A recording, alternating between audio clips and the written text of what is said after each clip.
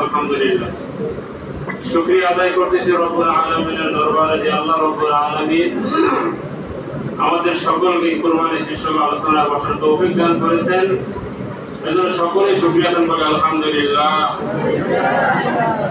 আজকে আমার আলোচনার বিষয় হলো কুরবানির জানোয়ারের দোষ ত্রুটি নিয়ে আলোচনা। কোরবানির জানোয়ারের ধরন কিরকম হবে এই বিষয়ে নজর করে দেওয়া হয়েছে, তাই আমি এই বিষয়ে আলোচনা করছি না।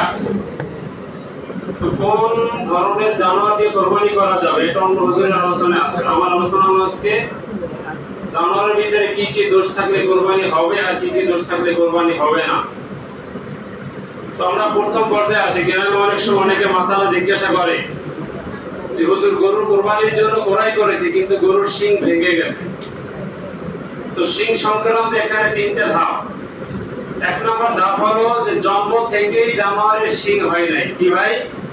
জন্ম থেকেই যে জানোয়ারের শিং হয় নাই ওই জানোয়ার দ্বারা কোরবানি করা একেবারে জায়েজ, কোনো সমস্যা নেই।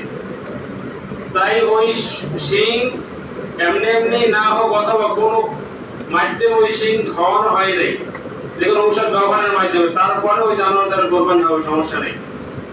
শিংয়ের দুই নম্বর ধাপ হলো শিং ঠিক উঠেছে কিন্তু উঠার পরে শিং ভেঙে গেছে। তো শিং যদি ভেঙে যায় তাহলে ওই শিং ভাঙা জানোয়ার দ্বারা কোরবানি জায়েজ।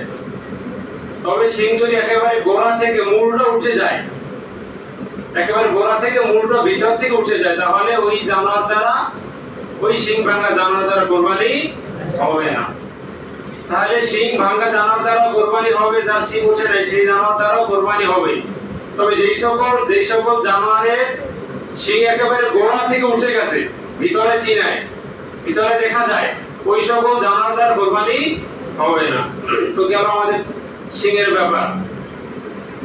এখন আসি, অনেক সময় দেখা যায় জানোয়ার কোরাই করছে কিন্তু লেজুর এবং কানের দিকে খেয়াল করে নাই। এজন্য নবী আলাইহিস সালাতু ওয়াস সালাম বলেন, আন আলী ইবনে আবি তালিব রাদিয়াল্লাহু তাআলা আনহু قال আমারানা রাসূলুল্লাহ সাল্লাল্লাহু আলাইহি ওয়াসাল্লাম আন নাস্তাশরিফাল আইনা ওয়াল উযুন।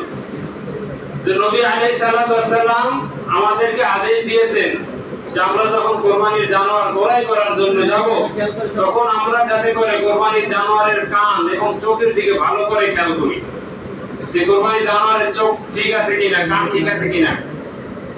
তো কানের মাসালা হলো যদি